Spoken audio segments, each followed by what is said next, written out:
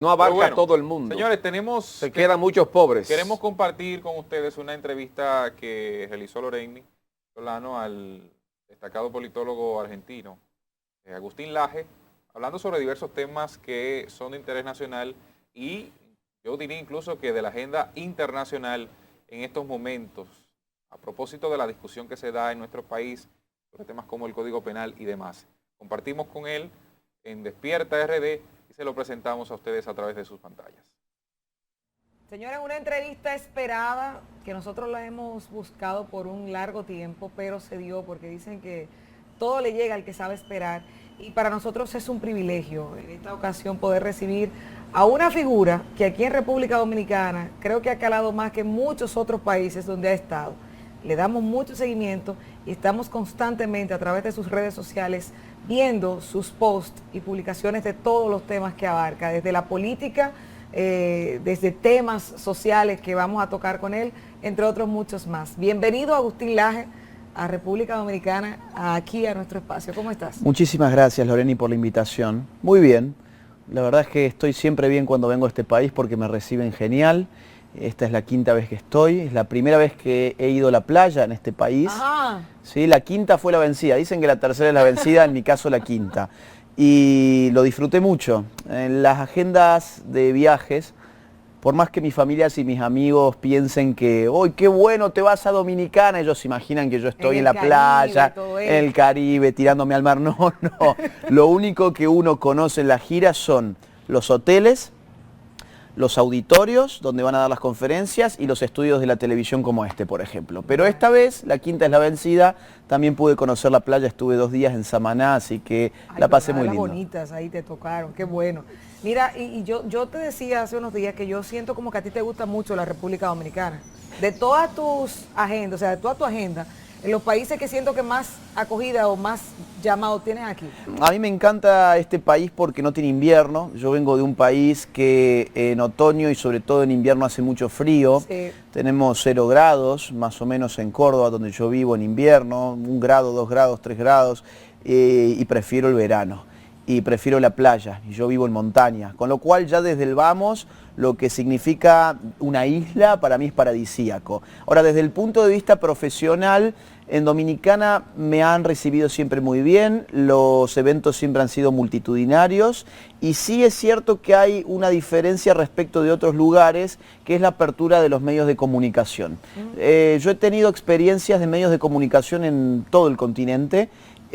Han sido experiencias generalmente fuertes como las que se han dado acá, pero la particularidad de este país es que me siguen invitando a los medios. Por ejemplo, yo he tenido episodios hasta más escandalosos en medios con, por ejemplo, en Perú. Sí. En Perú, una feminista se quiso poner en senos en el medio de la entrevista porque pensaba que de esa forma iba a poder refutar algún argumento. Yo la verdad que no sé por qué pasó por su cabeza, pero la periodista más importante del Perú, sí, o una de las más importantes, se quiso poner en senos al frente mío porque estaba defendiendo el feminismo y pensó que con eso lo iba a lograr. Hizo el ridículo monumental del año y bueno, el resultado fue algo muy viral, como acá hay muchas cosas muy virales. Pero acá me siguen invitando los medios y en Perú ya no me invitan nunca más. Porque, bueno, porque hizo ver muy mal a un medio periodístico y ellos actúan muy corporativamente. O por ejemplo, en México. Yo en México he pasado por los grandes medios de comunicación. TV Azteca, Televisa, bueno, los grandes medios. Y lamentablemente, bueno, lo que termina pasando es que a ellos no les conviene invitarme. Porque ellos están persiguiendo una agenda. Y es la agenda que yo ataco y ellos me llevan en un primer momento para ridiculizarme y como no me pueden ridiculizar, prefieren en la segunda oportunidad directamente no invitarme. Eso es lo que ha pasado también en Argentina. Acá se ha creado un mito en Dominicana de que yo vengo acá porque en mi país nadie me quiere escuchar. Es un mito bastante tonto porque, a ver, te lo comento con un dato súper concreto. Año 2018, Feria Internacional del Libro en Argentina, en Buenos Aires, que es gigante. El evento más concurrido de la Feria Internacional del Libro fue el mío. Fueron alrededor de casi unas 3.000 personas. Vargas Llosa había llegado más o menos a las 1000 personas, con todo el imperio mediático del grupo Clarín y La Nación detrás, que son los medios más grandes de Argentina, promocionando obviamente al Premio Nobel de Literatura Vargas Llosa, que me parece genial. Ahora, mi evento, que no tuvo ningún auspicio de ningún medio de comunicación, fueron solo redes sociales, fueron casi 3 veces más. Entonces, bueno, comento esto para desterrar de una buena vez ese mito. Ese mito que mencionas. Mira, creo que puedo tener un argumento con relación al por qué. En República Dominicana hay una clase muy conservadora, que es la que ha mantenido todavía, por ejemplo, la Biblia en el escudo de la bandera dominicana, y que es la que está en la defensa de la vida, pero es una posición que no es tan beligerante, tan atacante, a diferencia de los que están en contra, que suelen parecer más, porque tal vez son los que tienen más valor para hablar. Entonces, aquí encontramos a un Agustín Laje donde dice, mira, este es el gallito que yo voy a poner a pelear, a decir. Y en esa forma tiene el argumento, va a rebatir, y a los que están en contra de lo que nosotros pensamos, él se los dice desde otra perspectiva. ¿No lo ves tú así? Sí, digamos, acá en Centroamérica en general, las sociedades son más conservadoras que en Sudamérica. Sobre todo, por ejemplo, que en Argentina, Chile, Uruguay. Eso evidentemente para mi trabajo es un plus, o sea, es algo que se me recibe de una forma más cordial, digamos así. Pero además yo agregaría que los medios de comunicación en Dominicana son particulares.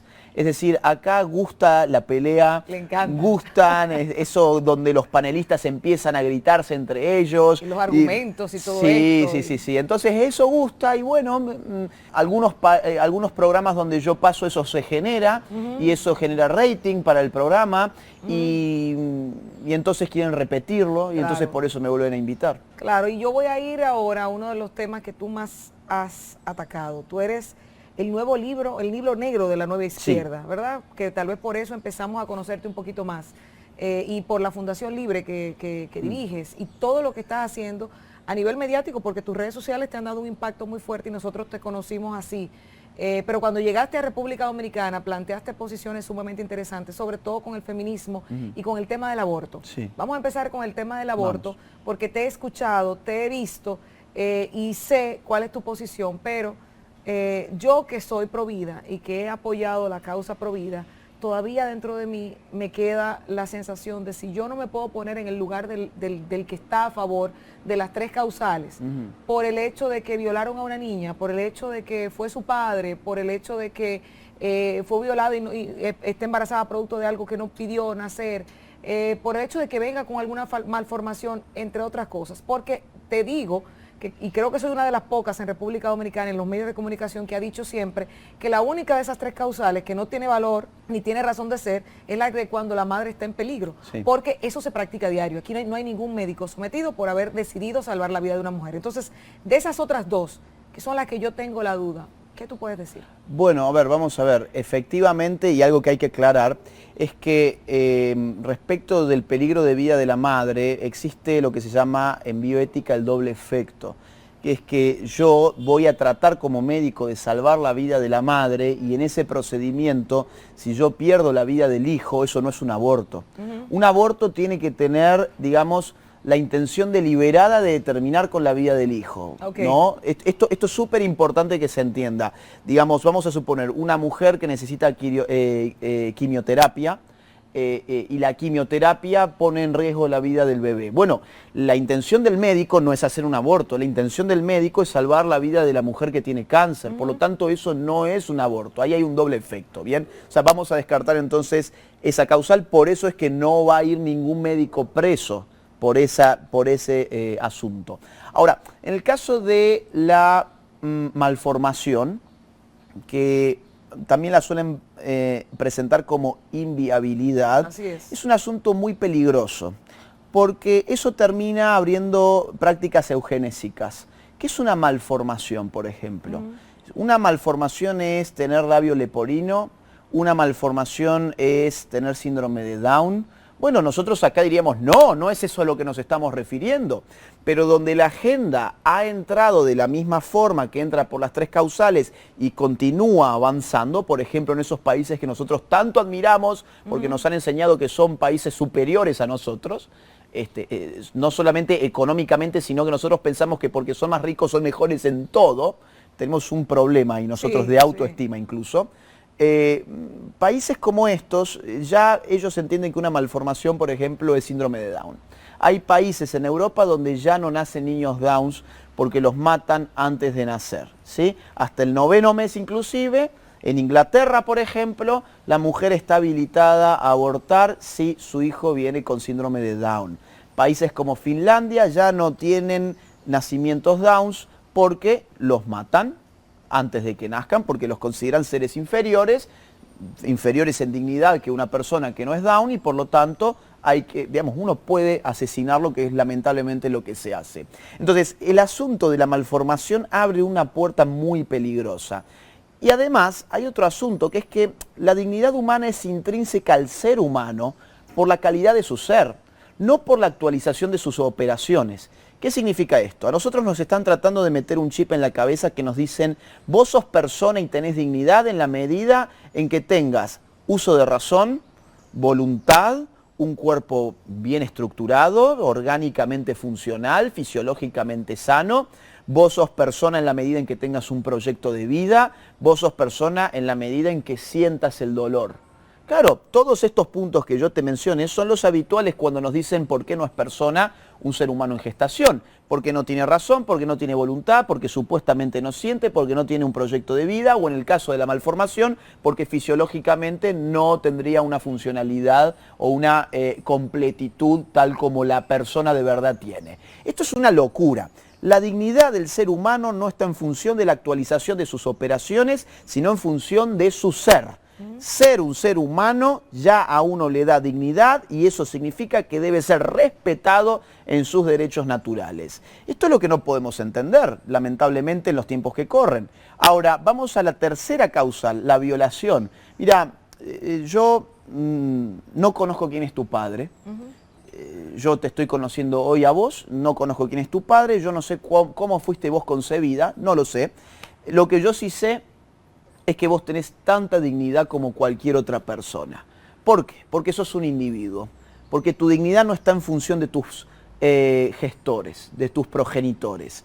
Esto hay mucha gente que evidentemente le cuesta entender, porque la situación de la violación es tan violenta, es tan degradante, es tan lamentable, que nos hace perder de vista que uno no puede solucionar una injusticia practicando otra injusticia, y mucho menos cuando esa otra injusticia va contra un tercero que no ha tenido arte ni parte en la injusticia original.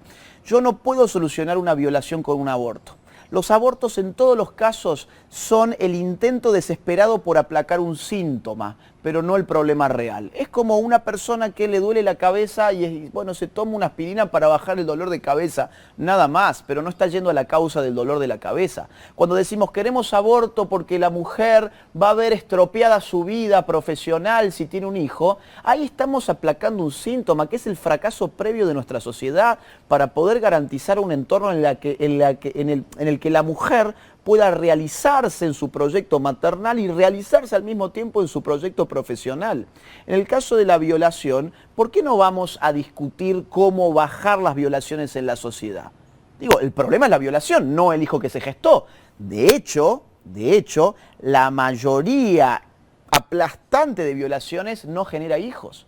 ¿Por qué? Bueno, por muchas razones. El estrés de la violación impide generalmente la fecundación, generalmente no hay eyaculación durante la violación dentro de la mujer. O sea, hay muchas circunstancias que hacen que sea raro que en una violación esporádica una mujer quede embarazada. ¿Ocurre? Sí, ocurre, pocas veces. Pero solamente en esas veces es cuando nosotros decimos, oye, acá hay un problema. No, óigame, el problema está también en la mujer violada que no ha sido embarazada. ¿Dónde sí es muy frecuente que se genere embarazo? En las relaciones de violaciones sistemáticas. Por ejemplo, en entornos familiares disfuncionales, donde hay un padrastro, donde hay un tío que está metido en la casa, donde hay un vecino que se encarga de la crianza. Bueno, en estos casos sí es frecuente que la violación genere un embarazo. Ahora, ¿podemos evitar los incestos, por ejemplo? ¿Podemos evitar la violación de un vecino, de un tío, de un padrastro, de alguien, de un intruso dentro de esa familia? Sí, sí lo podemos hacer. ¿Por qué no lo discutimos? ¿Sabés cómo lo podemos hacer? Con políticas públicas que identifiquen las zonas de riesgo de este tipo de casos. Muy simple, tomo 30 segundos para explicarlo. Ponemos a sociólogos y a psicólogos y a trabajadores sociales a elaborar un mapa de las violaciones sistemáticas en un país.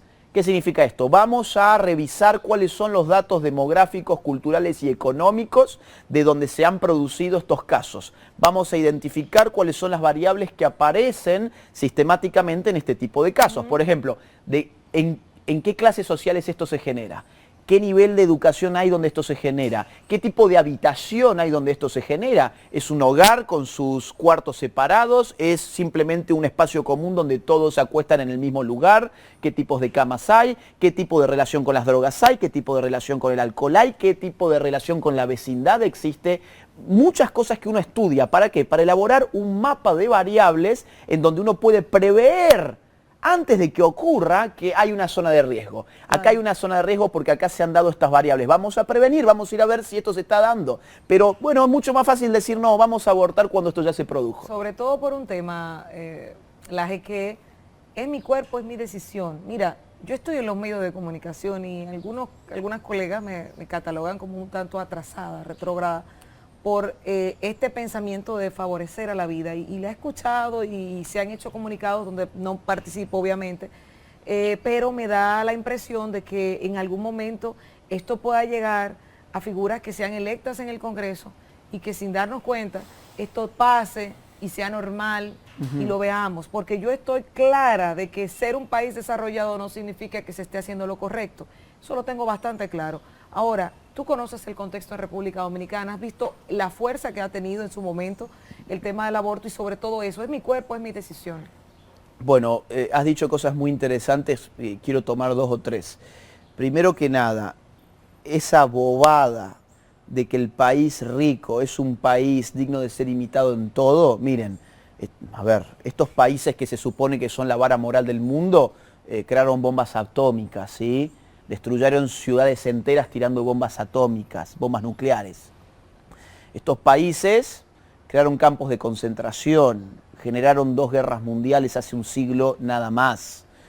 Entonces hay que sacarse un poquito el chip ese de la cabeza de que como son ricos son buenos. Bueno, no, pueden ser personas que sean ricas, tienen un sistema económico productivo, eficiente, etcétera, pero también han sido países que le han causado un mal inmenso al mundo. Yo no conozco que este país haya tenido campos de concentración y que haya llevado adelante genocidios. Pues, por lo tanto, mi juicio moral sobre este país es mucho mejor que muchos de los países que en este país me dicen que yo tengo que admirar.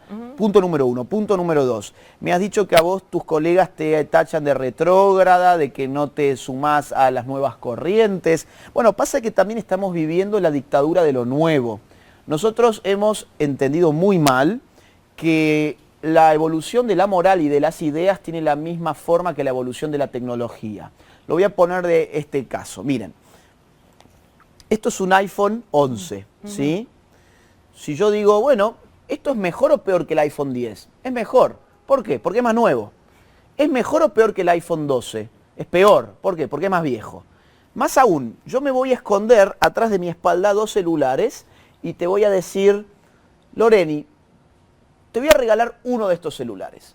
Uno de estos celulares es del año 2021 y otro de estos celulares, el otro que tengo, es del año 2005. ¿Cuál elegís? El del 2021. El 2021, porque tenés la certeza de que lo más nuevo en general en tecnología es mejor que lo más viejo. Ahora, yo tengo 2 libros acá atrás, ¿sí? Uno es del año 2021 y uno es del siglo IV antes de Cristo. ¿Cuál elegís? El siglo IV. Bueno, pero en el caso mío, no sé si... Ok, claro, pero ahí ya estuvo, o sea, ya no era tan clara la elección, es más, te fuiste por el más viejo. Sí. De hecho, te cuento, el que tenía del siglo IV era la metafísica de Aristóteles o la ética nicómaco de Aristóteles, y el que tenía del siglo de este año era un librito de autoayuda de por ahí, intrascendente, que el año que viene ya nadie lo conoce. Entonces, ¿qué te quiero decir con esto? Que la evolución de las ideas no es exponencial respecto del tiempo. La evolución de la tecnología, en general, acompaña al tiempo en su evolución. La evolución de las ideas, no. A ver, en la década del 30 tuvimos Mi lucha de Hitler. Mi lucha de Hitler es más nuevo que Ética Nicómaco de Aristóteles, mucho más nuevo. Ahora, las ideas de Mi lucha son un horror y las ideas de Ética a Nicómaco son una belleza.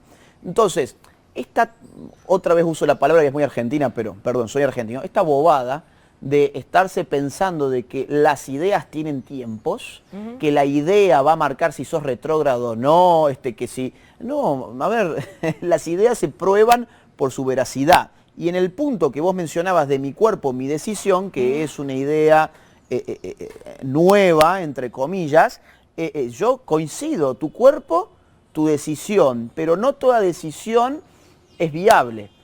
Vamos a ver, ponerte un arito, un arete. Bueno, eso sí, por ejemplo, tu cuerpo, tu decisión. ¿Te gusta ese arete? Te lo pones. ¿Te gusta otro? Te pones otro. Un piercing, ¿no? Esto que se clavan acá por la nariz y por no sé dónde. Bueno, ¿te gustó clavarte una vinchuca en la cara? Buenísimo, adelante. ¿Querés un tatuaje? ¿Querés llenarte el cuerpo de tatuajes casi como un reptil? Bueno, ahí está, hacelo, es tu piel. Me encanta, fabuloso. Si a vos te gusta, adelante.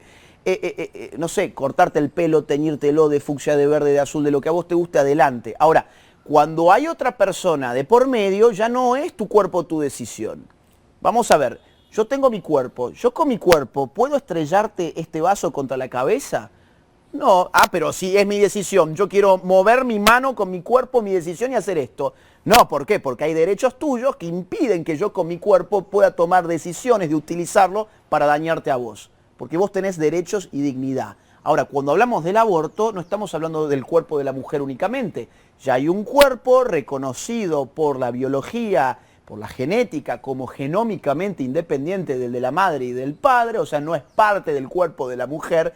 De hecho, crea sus propios órganos. Por ejemplo, puede tener un tipo sanguíneo distinto del de la madre, puede tener un sexo distinto del de la madre, no es el cuerpo de la madre. ¿Y el aborto qué significa? Bueno, acabar con la vida de ese otro cuerpo. Por lo tanto, mi cuerpo, mi decisión, genial, en todo lo que no afecte derechos de otras personas. ¿Hay una persona dentro de tu vientre? Sí. ¿Es distinta de tu cuerpo? Sí, ya lo ha confirmado la ciencia, por lo tanto esa regla no se aplica ahí. ¿Sabes que aquí en República Dominicana suena mucho el tema? Mira, hay una agenda internacional que se quiere implementar en República Dominicana. Yo, por ejemplo, escuchaba que el anterior director general de la policía había sido colocado por la embajada estadounidense y así no, si no lo quieren los gringos no va, y si el gobierno, entre otras cosas se ha mencionado. ¿Existe tal agenda internacional y cuál es la forma de implantar esa agenda? Existe esta agenda internacional y no es nueva, existe hace muchísimo tiempo. Yo no me voy a remontar tanto atrás, vamos a ir al año 1965, el presidente Lyndon Johnson de los Estados Unidos da un discurso en el 20º aniversario de Naciones Unidas y dice textualmente lo siguiente, abro comillas, actuemos bajo el hecho de que menos de $5 invertidos en control de población equivalen a más de $100 invertidos en crecimiento económico, cierro comillas. ¿Esto qué significa? Pues que nos hemos dado cuenta que un gran problema para la humanidad es que haya tantos pobres que se reproduzcan. Sacar a la gente de la pobreza es mucho más barato, evitando que los pobres tengan hijos en lugar de ayudar a crear fuentes de trabajo, por ejemplo. Ok, esto se dijo en Naciones Unidas, año 65. En el año 74 en el año 67 se va a crear el Fondo de Población de Naciones Unidas para el control de la natalidad en el mundo. En el año 74 se va a llevar adelante una conferencia internacional de población en Bucarest, donde Naciones Unidas le va a pedir a los 135 gobiernos que participaron en aquella ocasión que controlen la natalidad en sus sociedades. ¿Quién se levanta contra esas ordenaciones de Naciones Unidas? Nuestros países del tercer mundo, acusando esto de imperialismo racial, económico y demográfico. A fines de ese año, 1974, en diciembre, aparece en Estados Unidos el informe Kissinger, un informe secreto del secretario de Estado norteamericano Henry Kissinger para 3 personas, Richard Nixon, el jefe de la CIA y el jefe de USAID.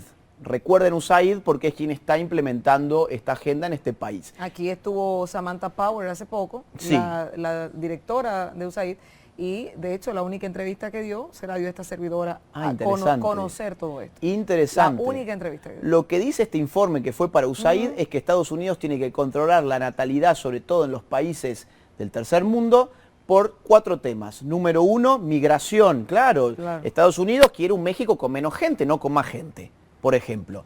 Número 2, recursos naturales. Hay muchos recursos estratégicos que Estados Unidos necesita y que no están en su territorio y los necesita de otros territorios que si tienen más población lo usarán en más medida. Número 3, contaminación. Es la variable que ahora están poniendo en juego cada vez más. Más personas en países pobres significa más contaminación porque esta pobre gente no puede ni siquiera reciclar o tener plantas industriales limpias.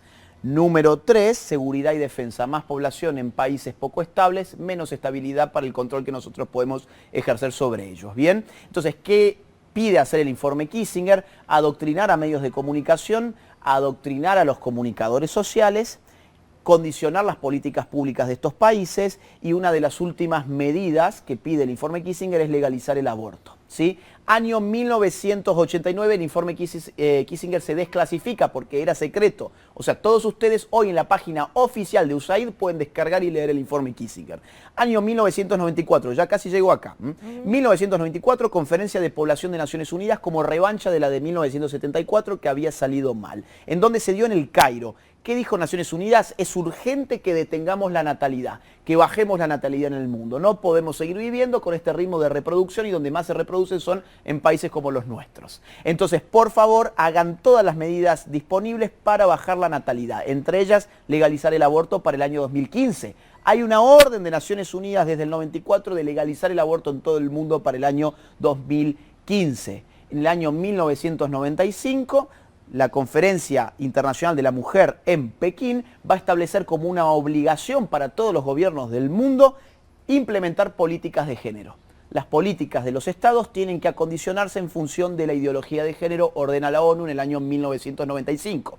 Llega el año 2015, la ONU se da con que muchos países como el tuyo y el mío no tenían legalizado el aborto todavía y dicen acá hay que cambiar la estrategia. ¿Sí? Empiezan a meter mucho más dinero, mucho más presión internacional, mucho más pauta para medios de comunicación, mucho más adoctrinamiento, mucha más plata en general, y escriben en el año 2018 la Agenda 2030.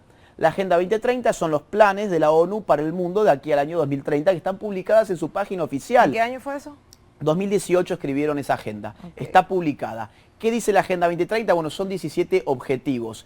Hay 4 o 5 de ellos. Hablamos de los objetivos de desarrollo sostenible. Eso mismo es. Que tienen metas cada uno. Que son hermosos, uno lo ve, acabar con el Claro. hambre en el mundo. No, yo tengo uno que estoy trabajando, el tercero que es salud y bienestar, el Claro. primero es disminuir la mortalidad materna. Por ejemplo. Y el tema de los accidentes de tránsito. Ahora, qué interesante, porque en general no te dicen cómo, te dicen cuál es el ¿Cuál mundo es la utópico, meta? ¿no? ¿Cuál es la meta? La meta es hambre cero. Bueno, la meta es educación para todo el mundo, la meta es reducir la pobreza hasta el mínimo, etcétera. Bueno, sí, son metas que todos queremos.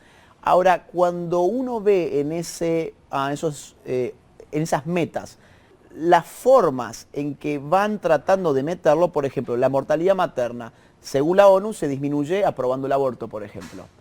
Cosa insólita, porque Estados Unidos es uno de los países con más tasa de mortalidad materna en nuestro continente y Estados Unidos tiene el aborto legal desde 1973. O por ejemplo, Chile, sin aborto legal, se constituyó en el segundo país de toda América con menos mortalidad materna. Por lo tanto, la mortalidad materna en verdad no, en verdad tiene que ver con otro tipo de políticas. Pero vos después te vas, por ejemplo, al objetivo número 5, que es equidad de género. Así es. Y ahí vas a encontrar que dice, hay que aplicar todas las disposiciones de la Plataforma de Acción Mundial en Población establecidas en las conferencias del Cairo. Y nadie sabe qué son las conferencias del Cairo, pero yo te lo acabo de comentar. ¿Qué se dispone en el Cairo? Legalizar el aborto. Entonces, muchos de estos objetivos tienen de forma muy sutil, de forma muy encriptada, esta agenda mundial que consiste en reducir la población. Claro, mire, vamos a hacer una breve pausa, pero cuando regresemos hablamos del feminismo, sobre todo porque yo quiero saber qué yo respondo cuando me dicen, ¿tú eres feminista? O solamente debo decir, bueno, yo soy una mujer. Eso lo hablamos en breve, no se mueva.